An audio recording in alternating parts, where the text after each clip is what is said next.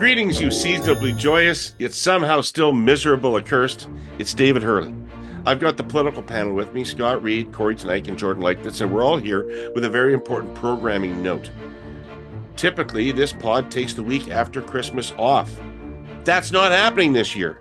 In addition to today's episode, next week we're shaking off our rum and eggnog hangovers to bring you the Curse of Politics Boxing Week bonus show. Because, according to Kory Teneycke, the world needs more Kory. I don't remember saying sure? that. That sounds like Kory to me. I think we should test on that. Hey, I actually need some moral advice from you guys. Oh, I genuinely you've come to the very wrong place, but go ahead. I need some moral guidance. So, and this has to do with separating the art from the artist. Okay. So Phil Spector turns out over time to have been a very bad person who stalked, harassed, and ultimately killed women. This is a bad thing to do, and I acknowledge that it's a bad thing to do. On the other hand, Phil Spector produced what is unquestionably not just the best, but the most joyous Christmas album ever created. It is the best antidote for my seasonal melancholy that exists, is that record. Right. Can I play it? It's called A Christmas Gift to You by Phil Spector. Can I play it? Yes, I mean, go for I it. think you By could all just means. listen to those songs as singles. Like, you need to play that one, right? There's a lot of Christmas music out there. I'm just saying. You could expand your horizons. And then we watch some Bill Cosby and come on. Really? Some Louis C.K. Listen, you know what you should do. No. So I did this with my kids for the first time. We watched Home Alone together because my oldest turned 8.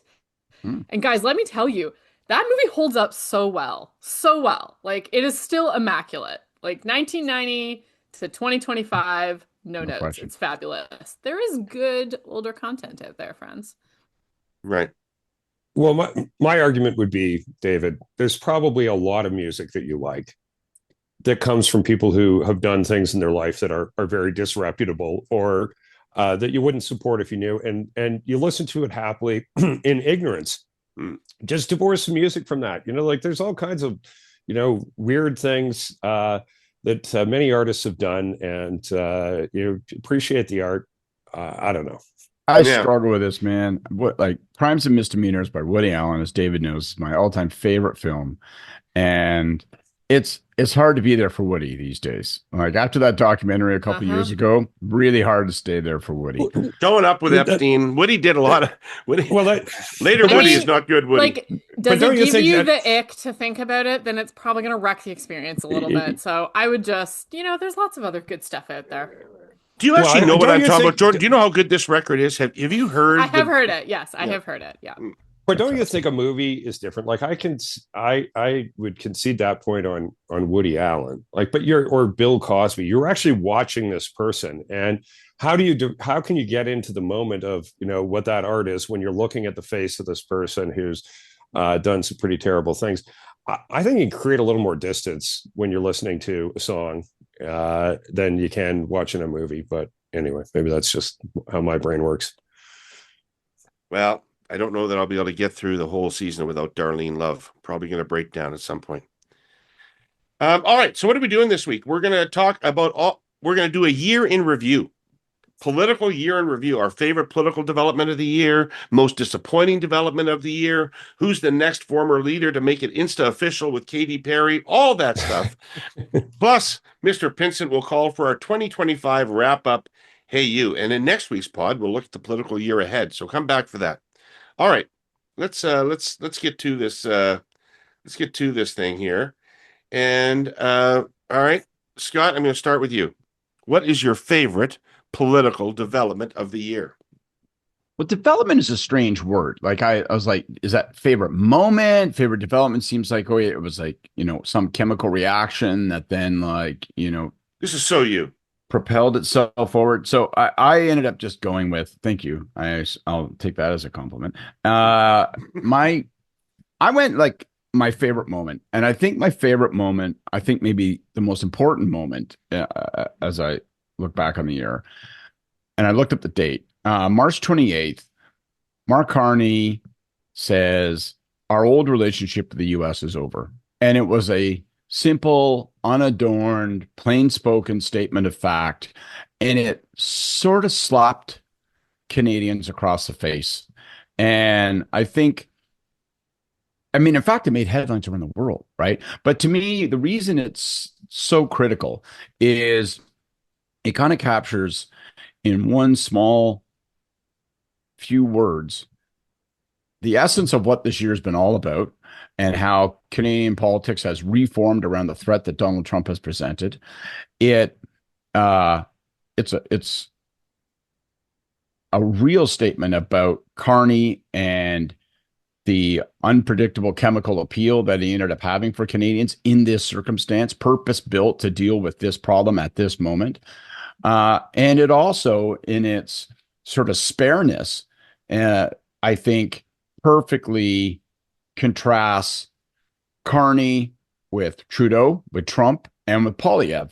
And I think it's to me, I look back on it and I remember how that phrase captured people's attention. And I think it was sort of a lantern waving at us all that everything that we had been thinking about was getting disrupted. The economy, our relationship with the United States, the threat that Trump poses, and our assumptions about how Canadian politics were going to be operating. And it led to, the election.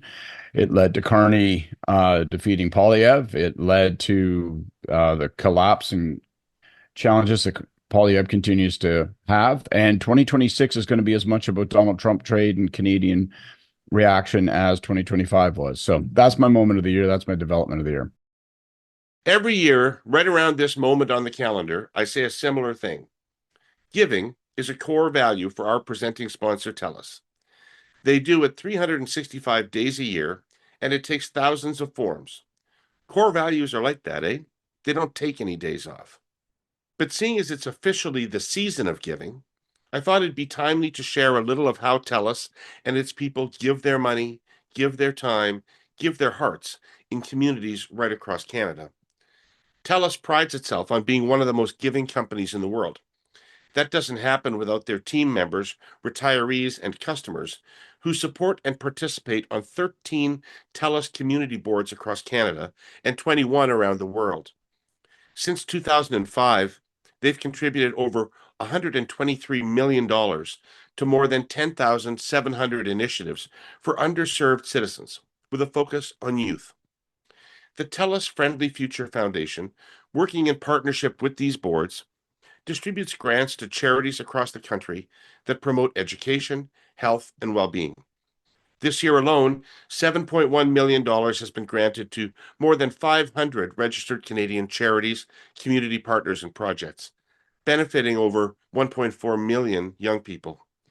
And last May, TELUS celebrated the 20th anniversary of Days of Giving, inspiring 90,000 team members, retirees, families, and friends to volunteer in support of local communities.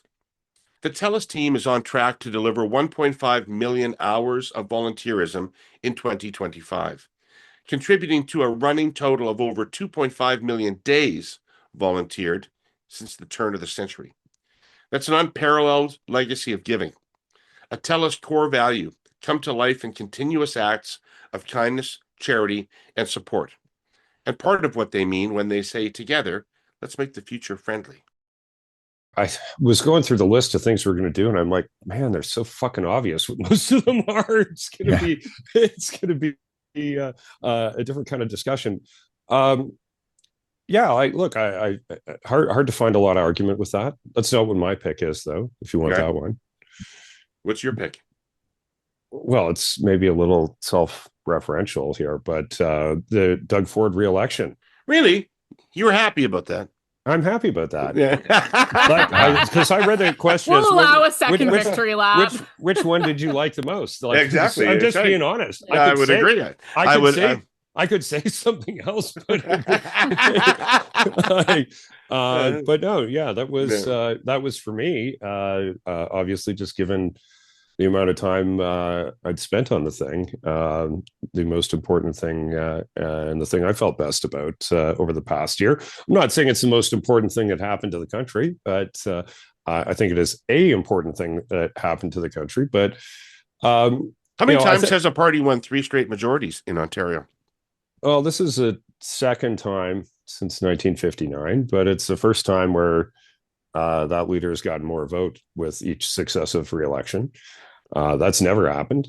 And look, all things being equal, he's on track to win a fourth, which would be absolutely unprecedented at basically at any level in Canadian politics. So for somebody who has at the beginning of his political career got a lot of shit and abuse from the commentariat and others about how he was going to be there for 15 minutes and what a buffoon he is and all of that. He has danced on many of those graves politically of people who had that assessment of him. Yeah. So, where do you think Dean French is having Christmas this year? The moon? I'm sure he's on the Christmas card list just for spite. I haven't seen Dean in a while, but a colleague of mine ran into him the other day, and apparently he's doing well. So he's back in the insurance business where he was before. And so anyway, look, politics is not kind to everyone who passes through its doors, but as we can all attest, there is a life beyond politics. And and anyway, this Christmas. Well wishes to everybody. You podcasting and day drinking. Well wishes to everybody. Jordan, what was your favorite? Well, I mean, I thought long and hard about this, and I have to say this, like, fucking nothing this year from my perspective really went well. I mean, you could talk about EB's near-death experience and surviving that maybe, but that's not really a bright light. So I thought, what is smaller and pettier that I actually enjoyed this year? And I really enjoy that Pierre Poilievre is not our prime minister, and I love that he lost his seat. I think it's great that was the outcome. I do not delight, of course, in my own party's struggles, but holy hell, if we gotta go down, it is a joy to bring somebody who I so ardently disagree with and think is so completely toxic for our political culture to have him come along with us. So that was my favorite thing that happened this year. Well, in a nutshell, though, those two things are inextricably linked, and they the sure joy are. The joy that you feel, the joy you feel around that is exactly why you have the thing that you don't like. I know. Too many of your colleagues feel the same way. It's like, yes, the thing that I didn't like was going to happen regardless. So now that it's happened, I'm going to find the silver lining, and that is, also to the voters here in Ottawa who sent Poilievre packing. Mwah, chef's kiss. Love it. Love that energy. More of that. Yeah. So, Scott, why did you pick that moment, which I agree was pretty... I mean, I guess probably they want to break us so they can own us would fall into that category maybe for me. But why do you prefer those moments as opposed to the victory? Well, I guess... that would have been my choice, but it's pretty obvious. Right.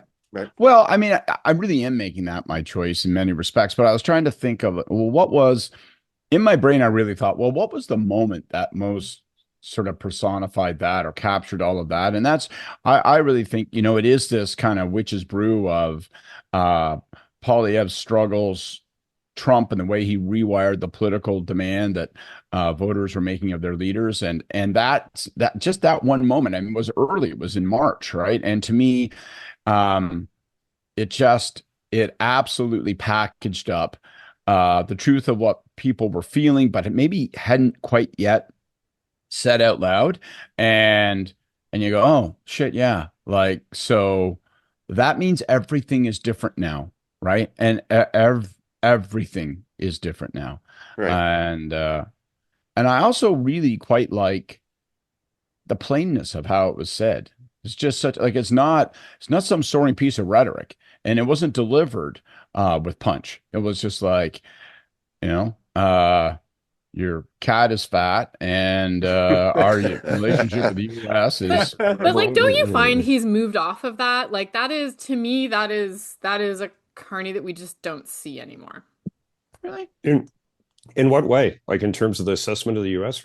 The assessment of the Because I'm not US, sure I like the agree with sort that. of like the declarative nature of it, I think, he was there. Like part of the reason that that resonated so strongly was that he was crystallizing something I think a lot of Canadians were feeling at that moment and indicating that, that he was going to take on the US with some of that same clarity and force. And to me, that seems to have really ebbed away since the summer. Well, let's be I, honest. I'm Let's be not honest. sure. I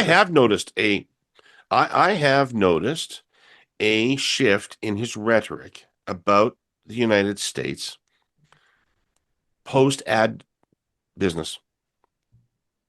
Um, I don't hear them putting the United States in the window, blaming the United States as the central cause of everything we have to do.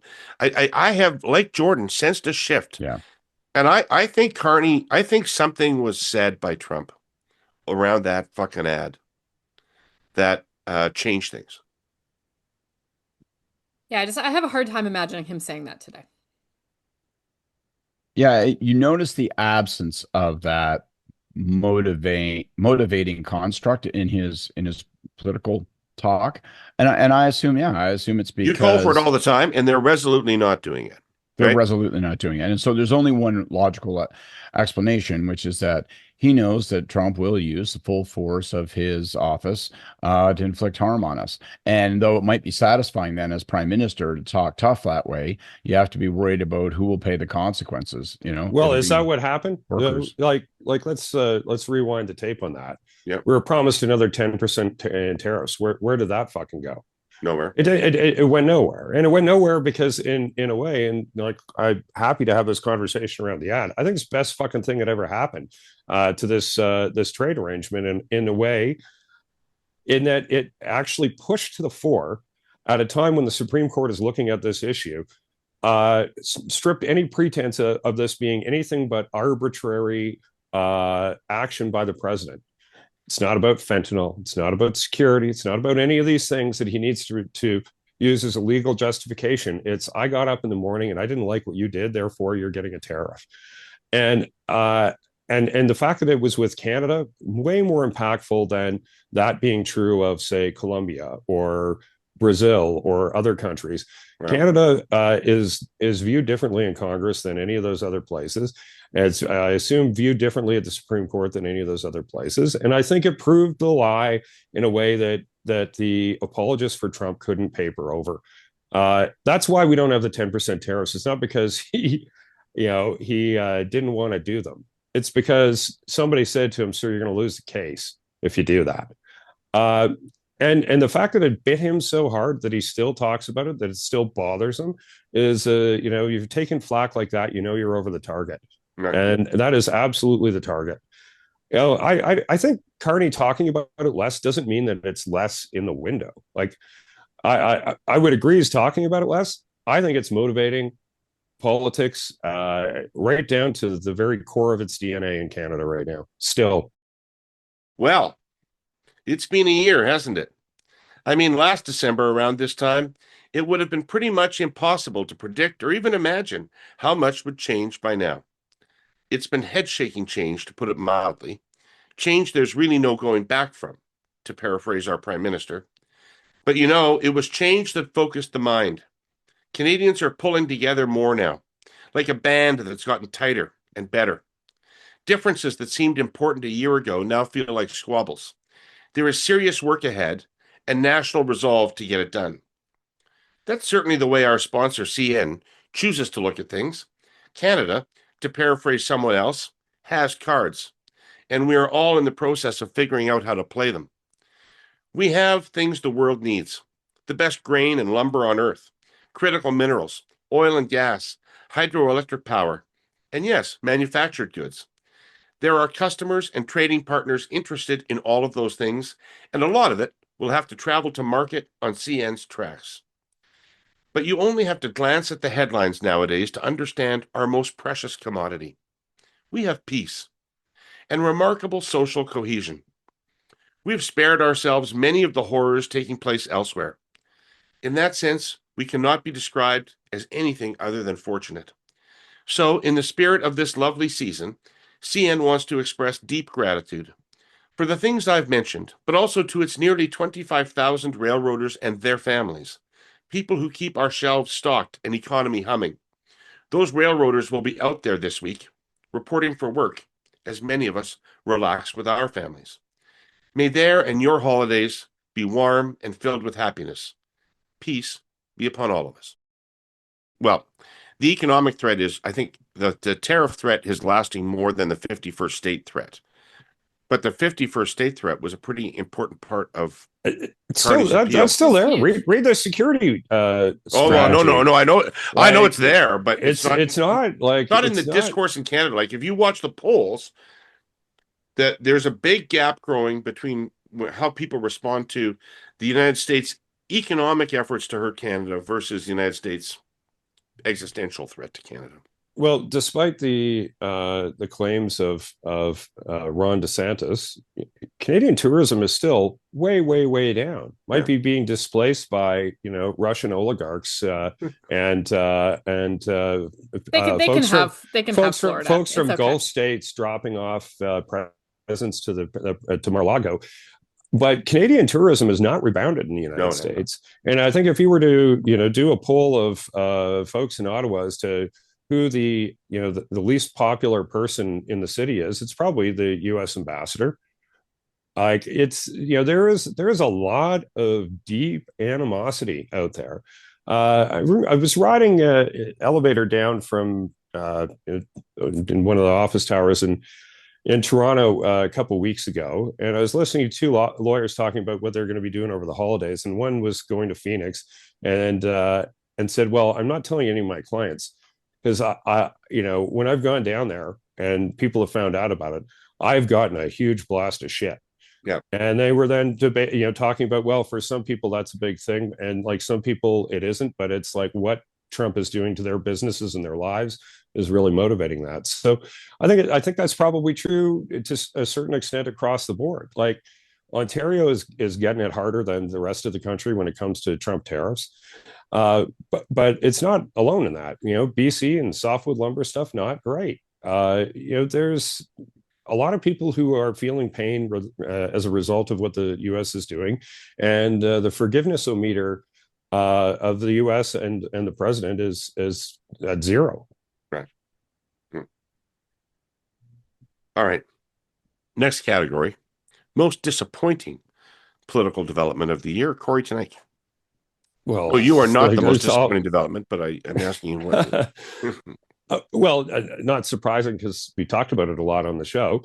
The performance of the Federal Conservative Party in the campaign. And in the lead up to the campaign, it was incredibly disappointing. And I think for anyone who is a conservative, and I don't know how many thousands and thousands of hours I've poured into that party over the years, to see it come so close and have such a incredible victory on the immediate horizon for it, and then just totally shit the bed in a way that is, I think, without precedent, frankly, in the history of politics in this country, is disappointing. Like, disappointing doesn't even begin to describe, I think, how most conservatives feel about that. I think it's beyond disappointing.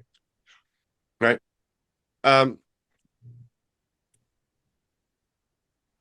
Is it at all mitigated by who he lost to? Yeah, for me, certainly. Maybe a bit. But it bandages that wound right up Scott, for me. But he might get over it. But we can chat a lot more about what that looks like. But it's not losing to the Liberals isn't any salve on that wound. No. But resulting in what is largely a fourth term of Stephen Harper government is certainly makes me feel a little better when I wake up in the morning. They're obviously not identical, but I'm far from the only person. I think it's probably far more people saying this than not, that right. This is more of a conservative government when you look at the things that it's doing and what its focal points are, than it is anything resembling a Trudeau government. And frankly, the connection between all these things, if Carney had said, I'm going to do more of what Trudeau's doing, he would be where Trudeau was, which is like on the trash heap of history when it comes to politics. Like, that would have gone nowhere. All right, Scott, what's your most disappointing thing? I'm gonna say the drama that unfolded in the um Quebec Liberal Party over the course of the past month and Pablo Rodriguez being forced out of the Great leadership. answer. Great I think it's answer. disappointing on a couple fronts. David and I have known Pablo for 30 years. I'm disappointed and saddened to see him go through that incredibly wrenching, difficult time. But I'm also disappointed because he had brought the Liberals within 4 points of the Péquistes. It looked like he was going to give them a real run for their money and maybe turn that into a competitive election in Quebec later in 2026. And all that appears to be vanished now. Péquistes with a smashing lead. Legault still wandering around trying to tell people like the ghost of Justin Trudeau that he intends to stay in his job when obviously he can't stay in that job. And if he tries to stay in that job, he'll take his party straight over the cliff. So it has real implications. And then you're going to get a separatist government that's hell-bent determined to have a referendum on separation. And that's going to reassert itself. Like we need another layer of brutalizing complexity to our politics these days. You know, like external threats are not enough. We want to add internal complexity. So Pablo and what happened with his leadership and the fact that it's just like it's a fire that was set in their own house. It's just very disappointing. Does anybody know what the allegation is? Yeah, there were sure. envelopes of cash allegedly to reimburse donors during the Yeah. leadership race. Somebody bad. went to I thought there was for I thought there was membership. a payoff for voters. Like, I mean, you can't buy people off in a one person, one vote system. there are two sets of allegations. Initially, it was that there were people, their memberships were being paid for and that kind of thing. And then, and then the second one that came more recently, straw that broke the camel's back territory, was that there was this fundraiser at this businessman's house, and that people were given the price of the ticket back in a cash envelope, and yeah. So Depending on when you're tuning into this podcast, we're now pretty much counting down the hours, not days, until Christmas. That being the case, our sponsor, the Canadian Climate Institute, would like to use their time here this week to offer a seasonal note of heartfelt thanks to the thousands of people across the country working to fight climate change and to build a cleaner, more competitive, and resilient Canada.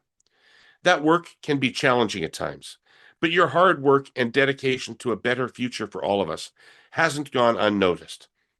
Thank you to the researchers at the many leading international institutions across Canada who obsess over the data and analysis, all in service of better science and public policy. These folks are not only leaders in their fields, many of them also contribute mightily to the Climate Institute's expert panels, which helps inform and guide their work. Thank you to the thousands of firefighters and first responders in every province who've put their lives on the line, who've battled and beaten wildfires, floods, and extreme heat fueled by climate change. Thank you to the committed policymakers, community leaders, and advocates who are unyielding in their efforts to lower carbon emissions, drive clean energy adoption, and spur Canada's success in global markets that are quickly moving to low carbon solutions. Thank you to the innovators and investors who see the future and then make it a reality, creating the technologies that improve our lives and provide new opportunities in a rising tide of clean energy projects. And finally, on behalf of the Climate Institute, warm thanks to everyone who's listened to the messages here in this space these last number of months.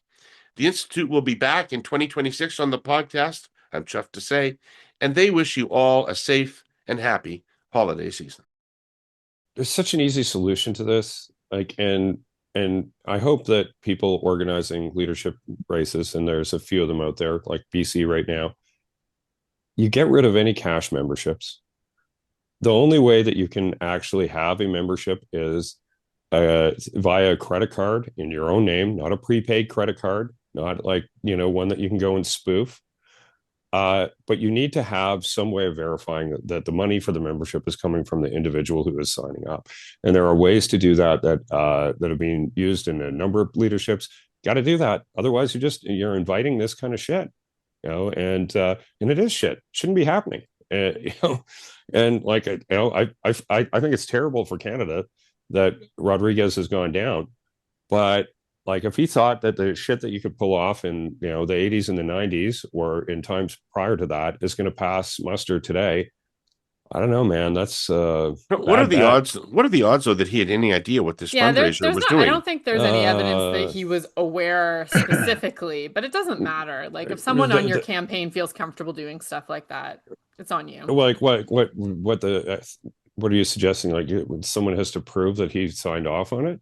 Like, look, you're in charge of your own fucking campaign. Right. You're in charge of your own campaign. Like, there's a particular stigma there, right? And there's a hangover from Charbonneau for the Liberal Party in Quebec. So what? Like, why is it not so incredibly obvious that you shouldn't do it then? Like, it's obvious sitting where I am, where it doesn't happen very often. Like, it should be like shovel on the forehead, smack kind of obvious for somebody in the Quebec Liberal Party that has basically destroyed itself on a number of occasions as a result of this kind of bullshit. Certainly has a vintage feel to it. The other remedy is that we erase the past 30 years. We return to delegated conventions where there are people wandering around with rolls of cash and people are paid for the delegate fee. You don't even need the envelope. And people are paid to drink and eat.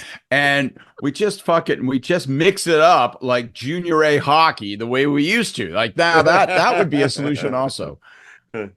Well, a party run by myself and a cabal of my friends has always been my preference, but surprisingly, it's not actually a great way of actually organizing a movement. Jordan, I have a sense of the ballpark in which your disappointment of the year is, but I'm interested in how you position and phrase this. How do I? Yeah.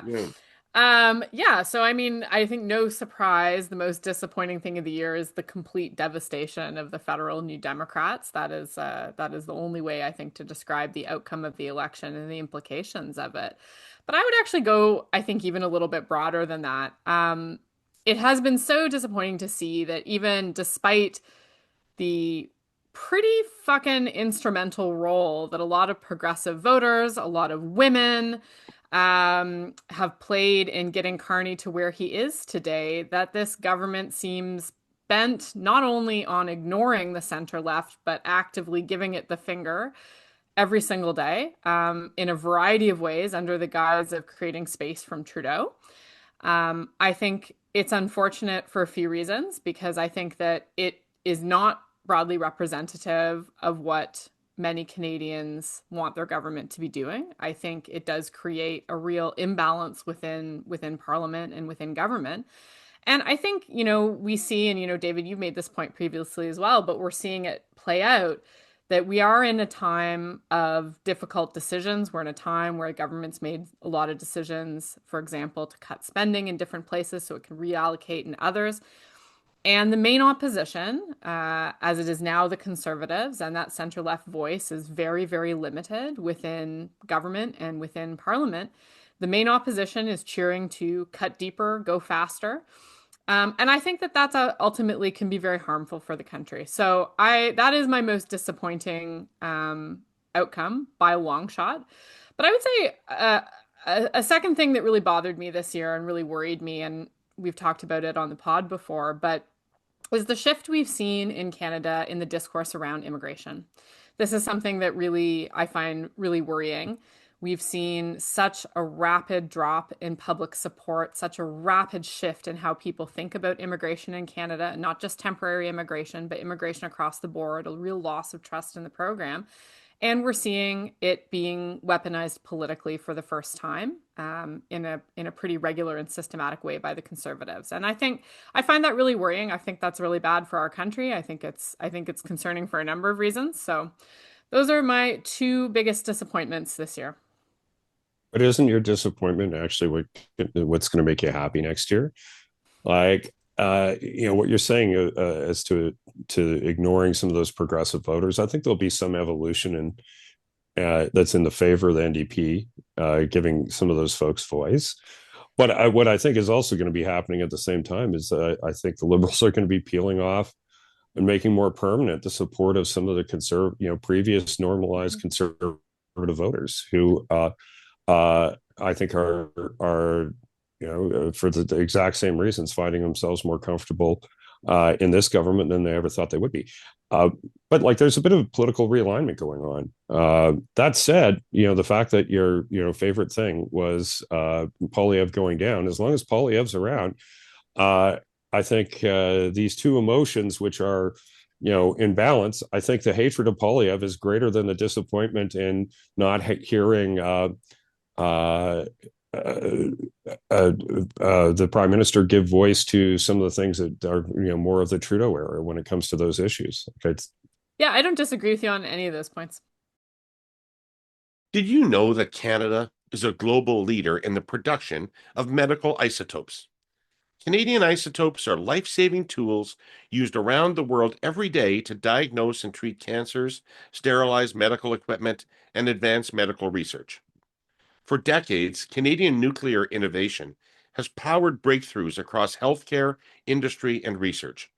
And today, through the Isotopes for Hope campaign, the Canadian Nuclear Isotope Council is working to double our isotope production by 2030. Why? Because the world is counting on Canada. Medical isotopes are a promise that patients will get faster, more accurate diagnoses, a promise that hospitals will have the tools they need to precisely treat cancer and other diseases, and a promise that Canada will continue to lead in the development of nuclear technologies that benefit people here at home and around the world. From our CANDU power reactor fleet to our accelerator network, from research labs to hospitals, Canadians are driving innovation that brings hope and saves lives. By supporting Isotopes for Hope, we're not only securing Canada's leadership in the global isotope market, but we're also helping build a healthier future for everyone.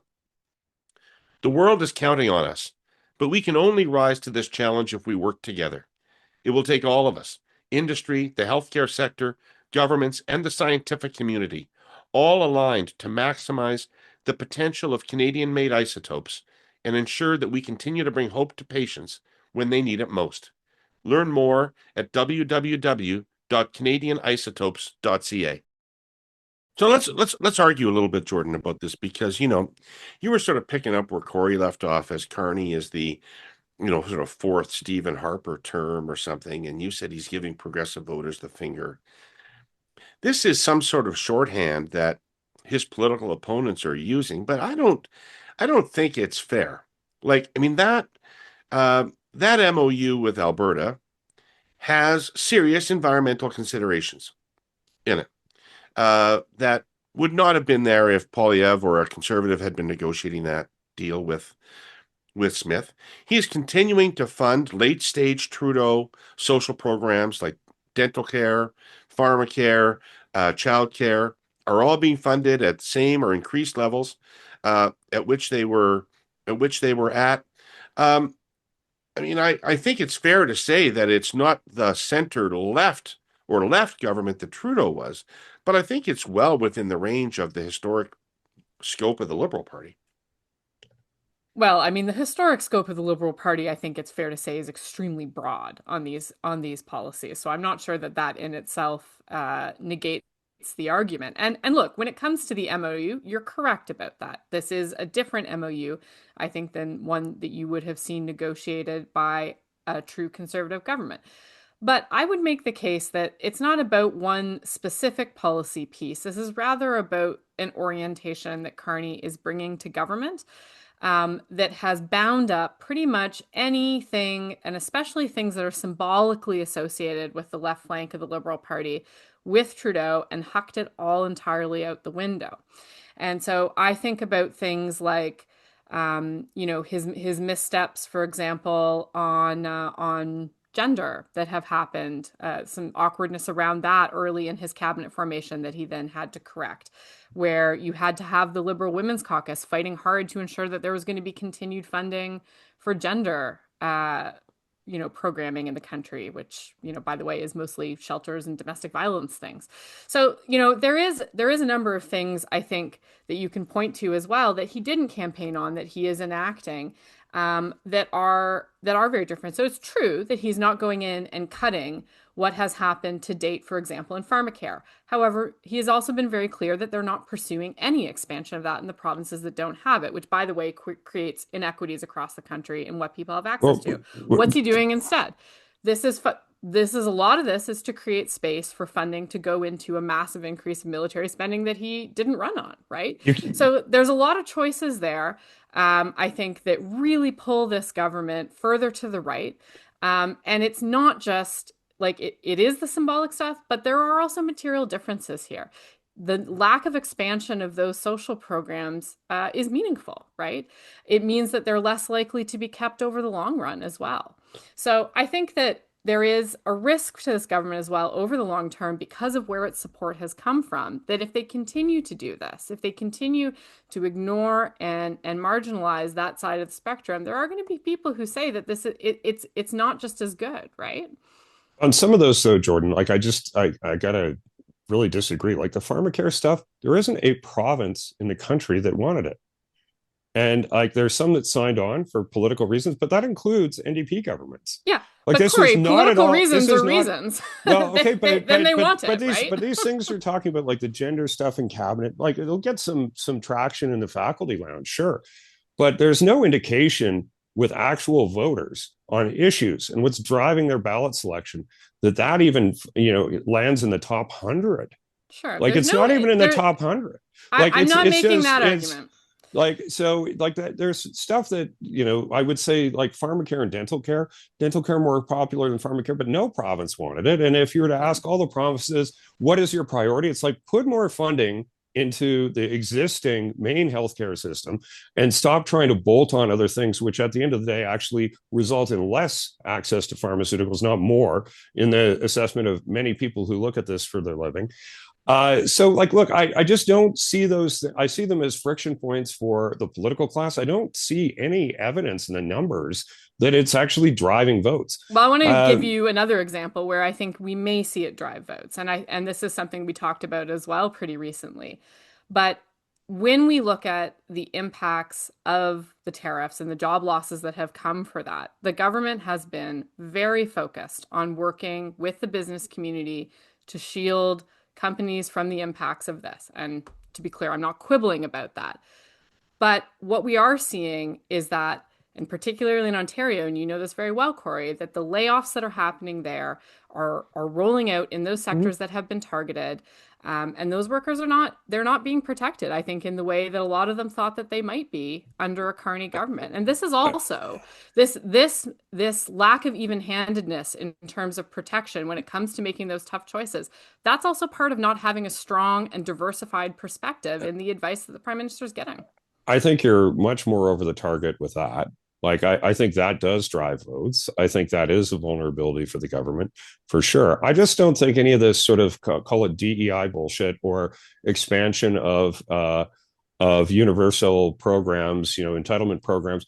I don't see that in the numbers as driving anything. I do think the economy and risks around the economy and employment and cost of living, I do see those as huge drivers. And I think there's space in the way that you talked about for the NDP to play a bigger role in that conversation, and I think that would be to their benefit. But I don't think I think it's actually the opposite. I think if they, this is, and we'll get into this when we talk about like the NDP leadership, but the Avi Lewis camp, I don't think that's where you want to go. I really don't. I'll throw out one other quick thought. Because you do hear, as David says, you hear this sort of constant critique, at least at the political level, at the chattering classes level. Oh, he's going to have to be careful, right? He's got to be a bit of an issue with women. He's got an issue on the left. He's leaving too much open on that flank. The NDP are going to be able to, they're going to find some rich topsoil there to regrow in. I'm not sure any of that's right. And it might be that I'm too much of a Paul Martin sort of center-right liberal, so I'm as comfortable as houses right now with what we've got. But I don't think it's right because I think this government is getting scorecarded on what it does with the big problems we face. And, that's Trump. And it is trying to wrestle back control over some of these choices, major projects, building stuff, that kind of stuff. I think like that is the test for this government. And I think that if you're passing that test, then you're going to attract overwhelming support. And I think the second factor, which is really, really important in terms of regenerating your party, Jordan, is that a lot of those votes are going to be driven by what happens with conservatives. As long as Pierre Poilievre is there, I think he will always be a more alarming option to a lot of NDP voters. And I don't know that we had this phenomenal, astonishing situation where the losing party got 41% of the popular vote. So we are really back to a two-party system all of a sudden. Not saying it's going to stay that way, but it forces a binary choice, especially when you get a personality like Poilievre. And if they should heave him, if he can't survive in 2026, either because the leadership review goes snaky or caucus turns on him, I don't think they're going out to pick Bill Davis or Dennis Timbrell. I think the convoy crew is going to pick somebody even more combustible, and that's going to keep NDP voters even more in Carney's camp. So The following message is brought to you by Unsmoke Canada. Not all nicotine products carry the same risk. Smoke-free alternatives, like heated tobacco, vaping products, and nicotine pouches, don't burn tobacco or produce smoke. While not risk-free, evidence shows they have the potential to be significantly less harmful than cigarettes.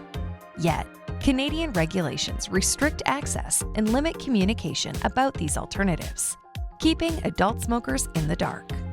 Sweden has accepted this science, embraced smoking harm reduction, and driven smoking rates below 6%. Canada has the tools to do the same, but it requires political will. It's time to align regulation with science, expand access to smoke-free products, and empower Canadians to make informed choices. The evidence is clear. The opportunity is real. Canada can be smoke-free. Learn more at unsmoke.ca. I don't want to embarrass her, but I think there's a reasonable chance that Jordan Leichnitz, being a normal human being of her age, does not know who Dennis Timbrell is. I do not. Okay. Well, then I think I'm going to lay down for a minute. Okay, I just want to cap this Time off for me. because I think Just I drink want to. tea I and keep actually quiet. would like to agree. I mean, Scott's horizontal and catatonic because time, but Scott, I actually agree with you about how Carney is going to be scorecarded, but I think that that's the actual fucking problem. Because people are going to look at things like affordability. They're going to look at things like housing, where, by the way, all evidence would suggest the government is making very little progress and is on track to make very little progress.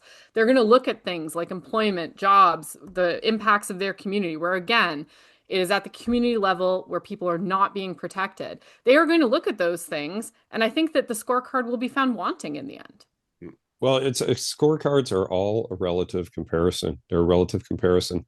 All right. And, so I don't know. Like, as long as is compared to the same people he is currently, I'm not sure it lands at a different outcome.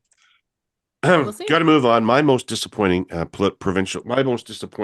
political development of the year was the Ontario provincial election and the Liberals staying in third place in that election. And it's kind of tied with the fact that election ruined my vacation in Costa Rica because I had to get up at 4:00 in the morning to do the crisp politics every morning. So it's a combination of ruining my vacation and the Liberals finishing third was the most disappointing political development of the year for me.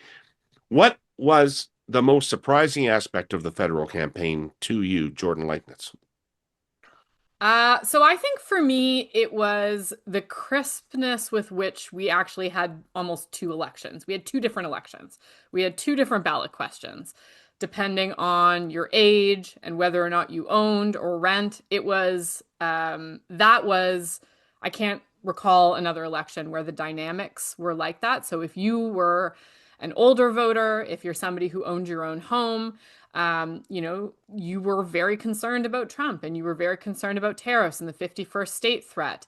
And that was what shaped your ballot choice. And if you were younger, if you are a renter, then you were a lot more concerned about affordability, about cost of living, about housing. And then that in turn shaped your ballot choice. And of course, those folks overwhelmingly tended to vote conservative.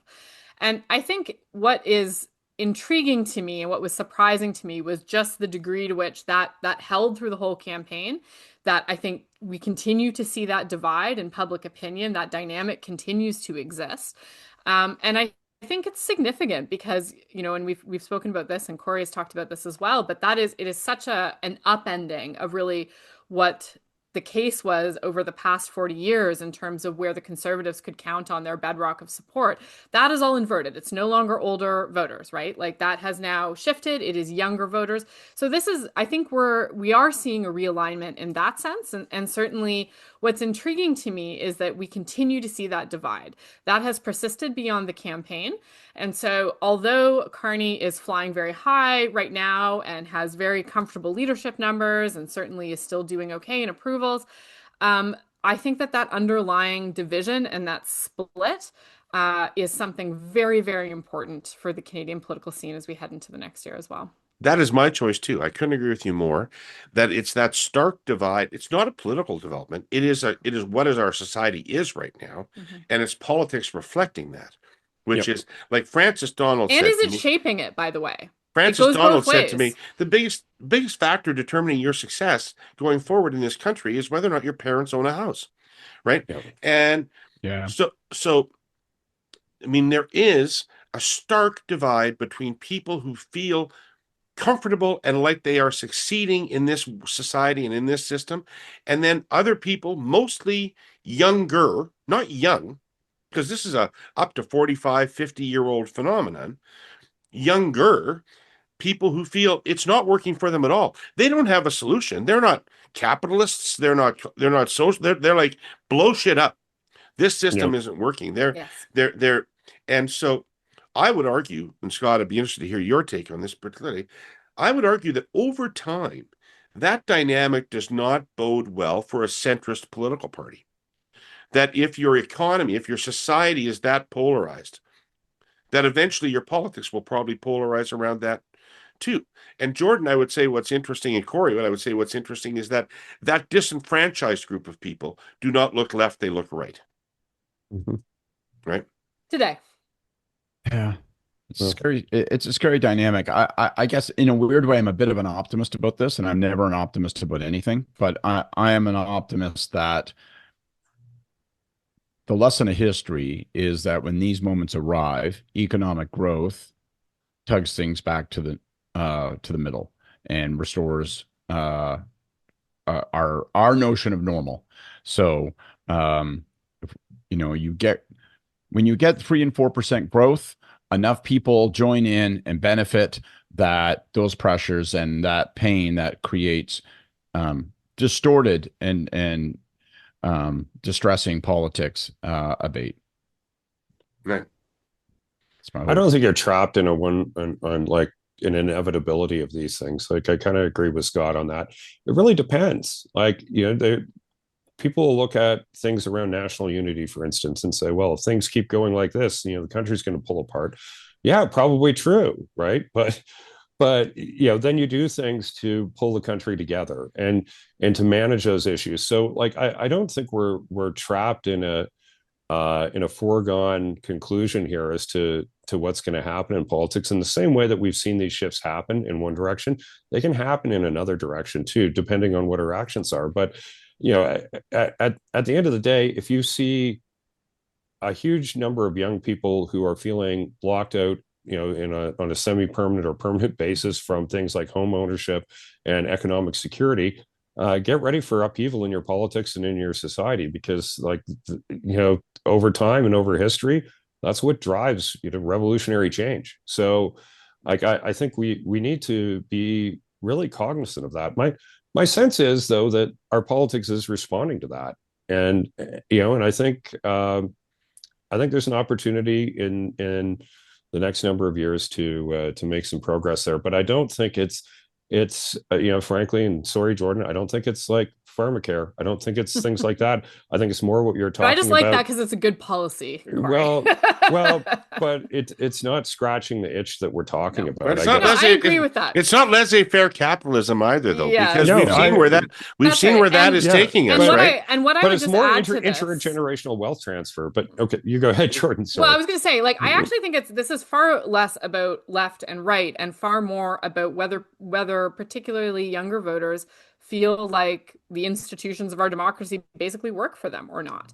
And this is the thing I think to watch as we go forward that will indicate whether or not that's a chasm that can be bridged. Well, yeah, it's more established and non-established, right?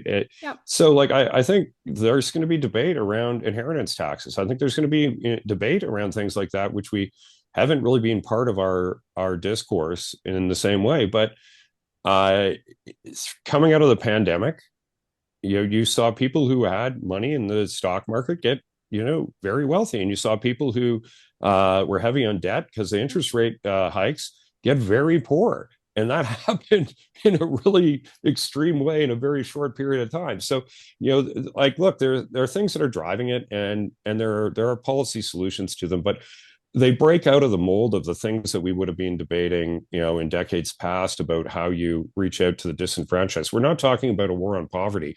We're talking about on trying to maintain a middle class. And that's the issue. Like, to your point on centrist politics, David, the most important thing for centrist politics is a large middle class. 100%. And as we become a more financially bifurcated society of haves and have-nots, that's when we look back in time and history, that's when you see, fascism and communism duking it out in the streets. Yeah, but this is a bit of a self-correcting machine, because those fucking boomers, the most selfish, distorting generation to ever walk the earth, are going to die, and their homes will be sold, and their accounts will be destroyed. But that's not going to solve the inequity, right? Because I'm with Todd Snyder. I think I'm an all right guy. Yeah. Well, I'm hoping not all boomers, David. I hope AI is going to save all of our say all of them with like new drugs and treatments. Yeah, I mean, things are going great. I mean, Stats Canada just recorded the highest inequality in Canadian history this year, so I think everything's fine. Well, I don't think everything's fine. But that's what the driver is, right? I just think it's going to be like, move over, Grandma. We're taking your money. Scott, what was your most surprising development of the federal campaign?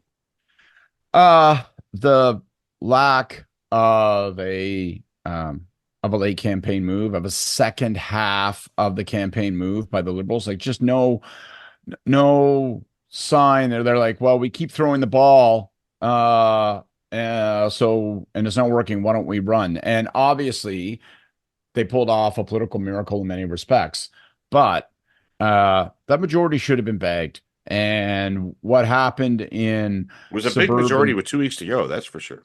Yeah, it was.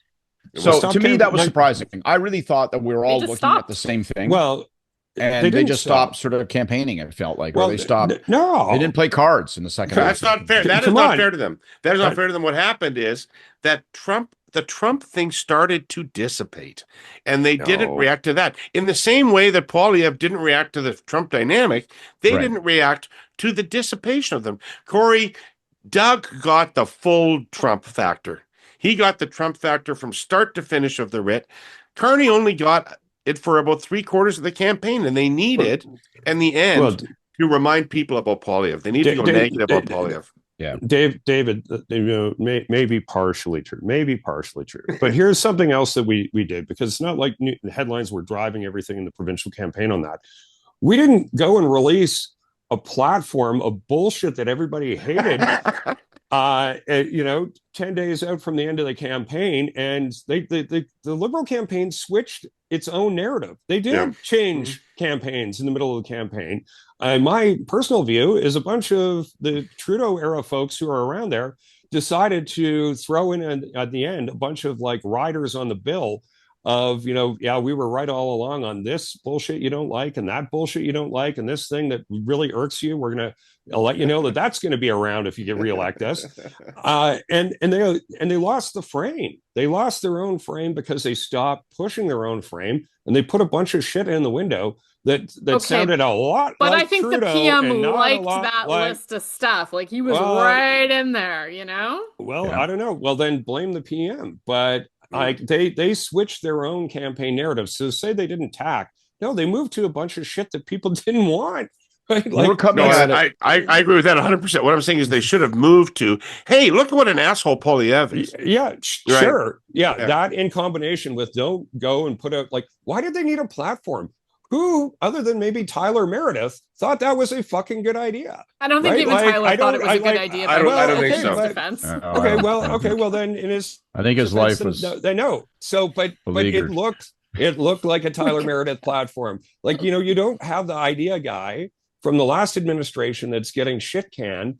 Put out a bunch of ideas that look like, warmed over meatloaf. Like, I don't get it. There was a frame. I would say, if you're talking about the Ford campaign, we didn't switch fucking frames. We didn't give space to switch frames. And they gave a huge, 8-lane empty highway for people to switch to a different like a tunnel, narrative.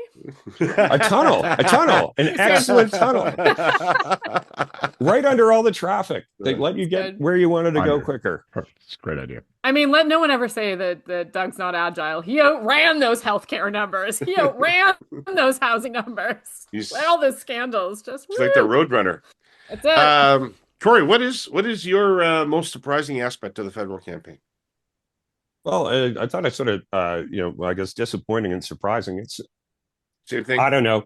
I'd like to maybe touch a little bit more on the boomer stuff, like, because I do think that is, I think that's big, and that campaign might have been the last hurrah of boomers and legacy media, but I think the combination of those two things, that's a huge part of what led to the upset of conservative fortunes.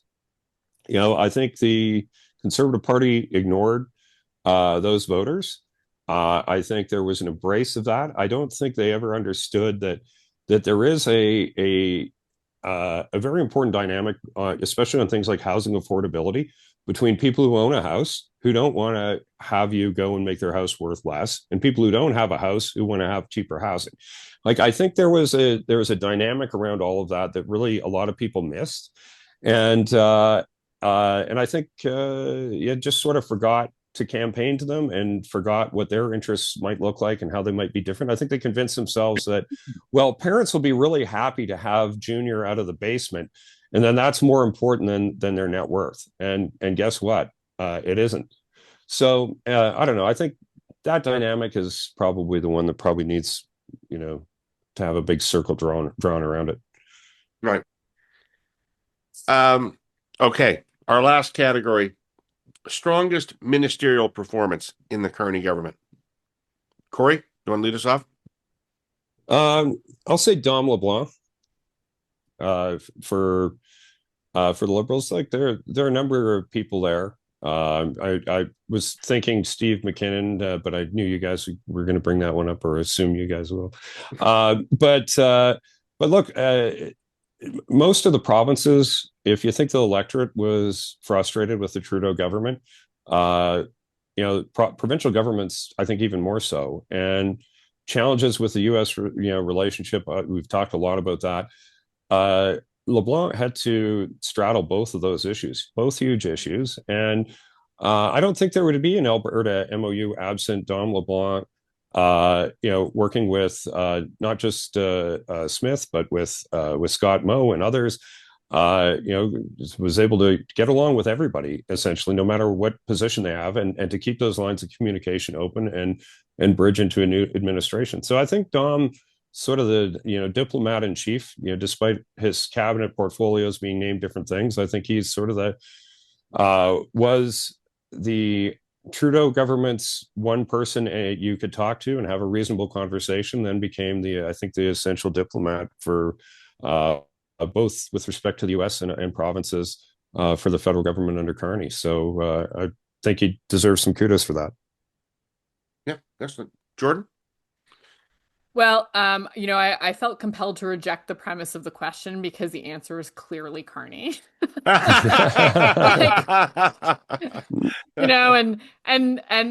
Dom would have been my second choice. He had, I think I went back and counted, and it was 7 portfolios this year. Like, that is nuts. Anyway, but I think it has to go to Carney, because he has been really, in so many ways, the definitive minister for every portfolio this year.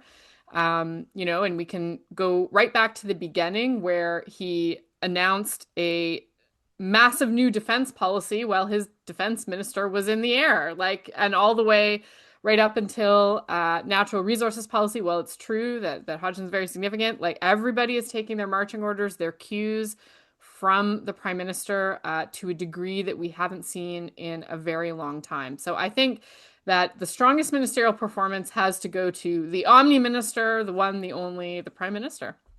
There we go. Scott? That's a great answer. And I agree with that answer. I like both the picks so far. I'll leave McKinnon to you. I'm going to assume you're going to pick McKinnon, Herle.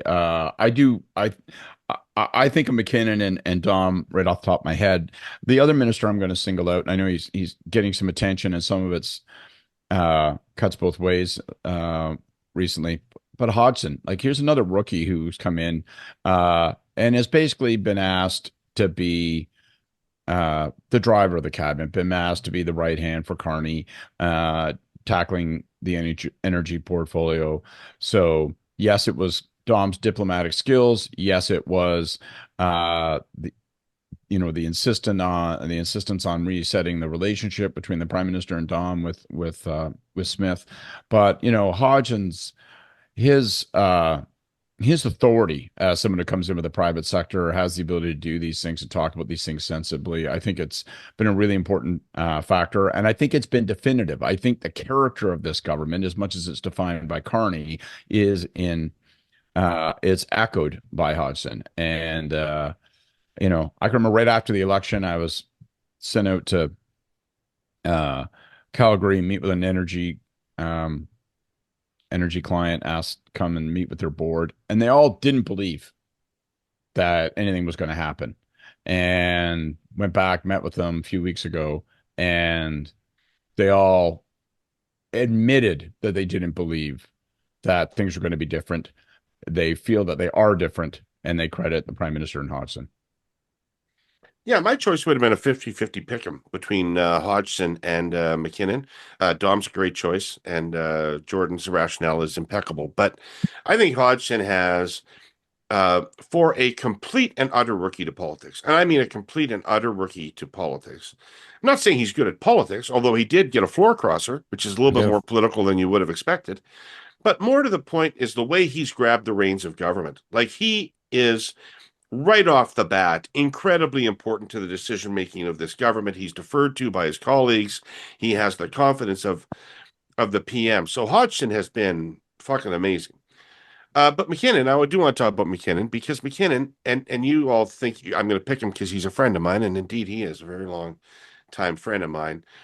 But I watched him for, 10 years in the Trudeau government, while away his time on the back benches, defending them on panels and all this kind of shit.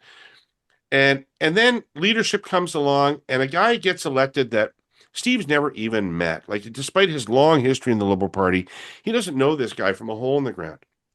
Yeah. And yet he develops a trust relationship with Carney that not only is he put in charge of the House in a minority government, which is an incredibly important job, he's also the transport minister. And there seems no rush to get to relieve his burden of those things. So I think McKinnon is deeply involved in the politics of the government, deeply involved in the political management of the government, deeply involved in most of the major files the government is on.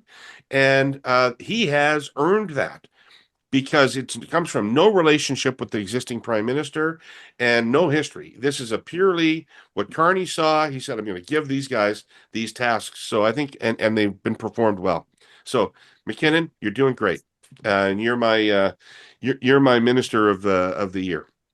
I think that we could go on with these questions, but we're out of time. So let's do some hey yous for the end of 2025.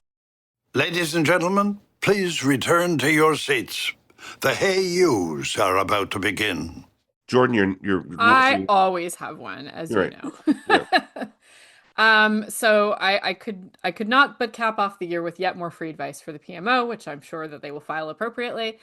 And the advice is really to make sure that you are broadening your perspectives and checking your assumptions. And I think that where we have seen the government falter a little bit this year is where they are taking one perspective very strongly, and I'm going to say it's a very Bay Street heavy perspective, which is not surprising given where the Prime Minister comes from and where those who are close to him come from.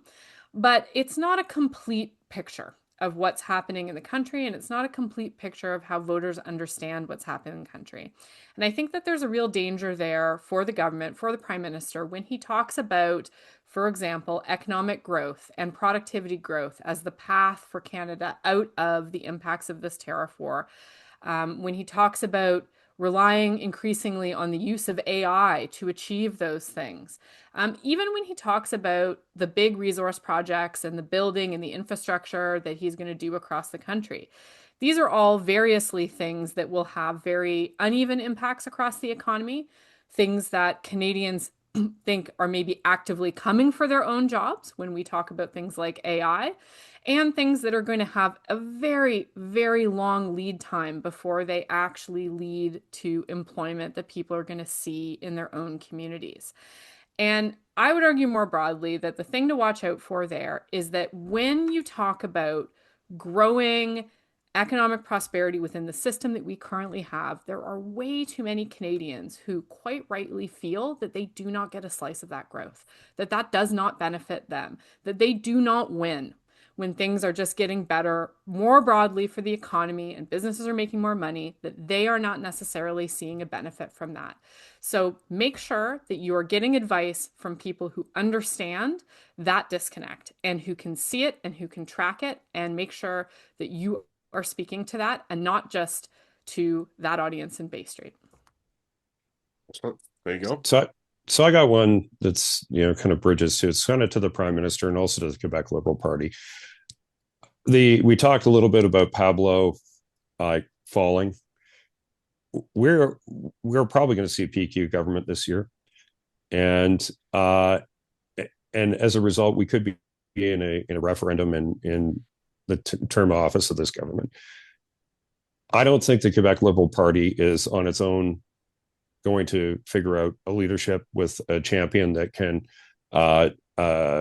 represent Canada in that race. And so I think it's incumbent on the Prime Minister and the Liberal Party federally, which is stronger, to come up with a champion and put them forward and get them in that position ahead of what I think is going to be a very turbulent time. What if it was your friend Guilbeault?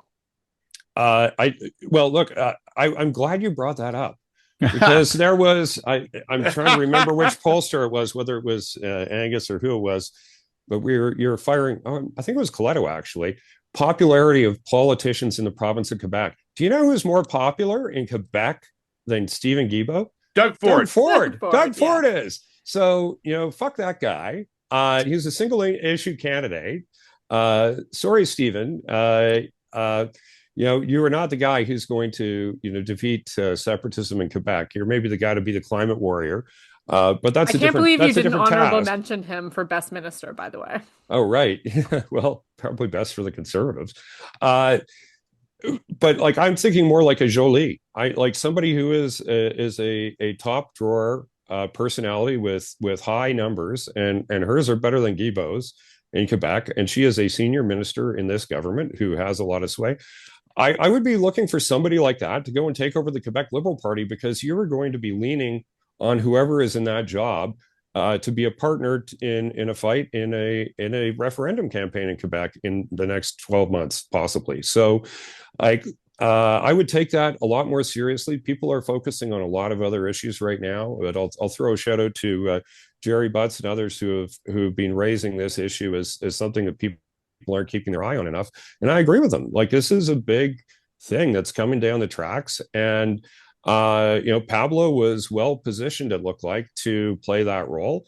And instead of, tying his shoes separately, he tied them together and fell flat on his face. And, now who's going to play that role? I think without intervention from the federal party, although you guys will know better than me, I think there's a lot of risk that you're going to have a no-name loser in that job.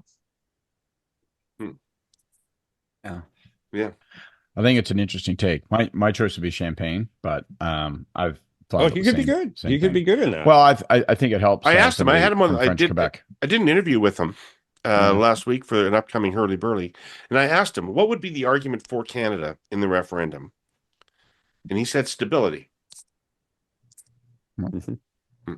That's a good argument. The federal government will always take a leadership role in that kind of a situation. I don't think that's an but you need a partner. Like if we look at previous referendums, people who are representing federalist parties, and no one is going to be more important than the Liberal Party of Quebec in that race, other than the government of Canada. And can anyone name me the guy who's the interim leader there right now? I don't know. All right, Scott, you got to Hey You?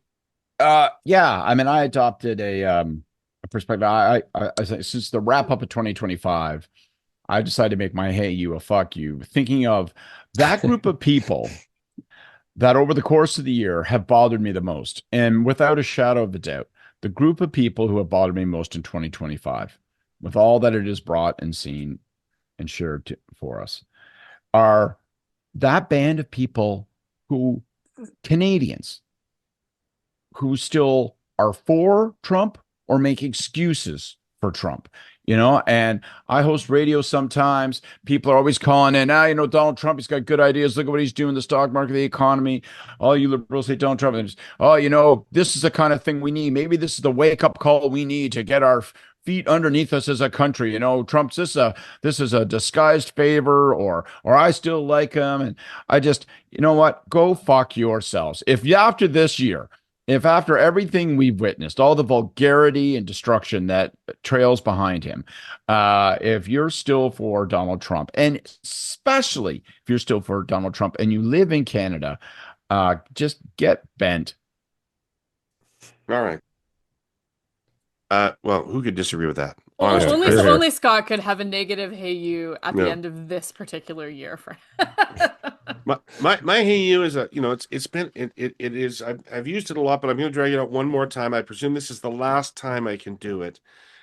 But nothing that I liked about it's not really from 2025, but nothing that I liked about 2025 would have happened without this. So to Wayne Long and Ali Assassi and all the caucus members who had the courage to stand up and put their names behind it and say Trudeau had to go, and then to the beloved Chrystia Freeland for quitting on her day of her fall economic statement. God bless all of you, because if that hadn't happened, Trudeau would still be fucking Katy Perry, but the rest of us would be in a ditch somewhere, right? Right, drinking Woolite, and it worked out just fine for him either way, and for the rest of us, this is much better. So to all of you caucus members and Chrystia Freeland, hey fucking you. All right, well that's our year in review show, folks. So I want to sincerely thank the three of you and your families for the time that you commit to this enterprise. It is a lot of time between the weekly shows and preparing for it and the live shows that we do. It's a lot of time. And, I think that people learn something from this show. I think people get something from this show. I love putting this show on, and it couldn't happen without you. So to the three of you, thank you so much. People should know that the four of us are backed up by a great group of people that work at Air Quotes Media that make this show happen, make it look professional as best as they can, working with us, and struggle. And so I want to thank Jill and David and Michael and Jody at Air Quotes Media for all they do to put this show together. And lastly, to you, the listeners and viewers of this program. By God, we get thrilled doing this for you. And every time one of you comes up to us in the street or writes something and tells us that you learned something from the show, that you enjoy something from the show, means a lot to all of us. So thank you all for watching and listening and caring about the show. And Merry Christmas, Happy Holidays, whatever it is, enjoy yourself.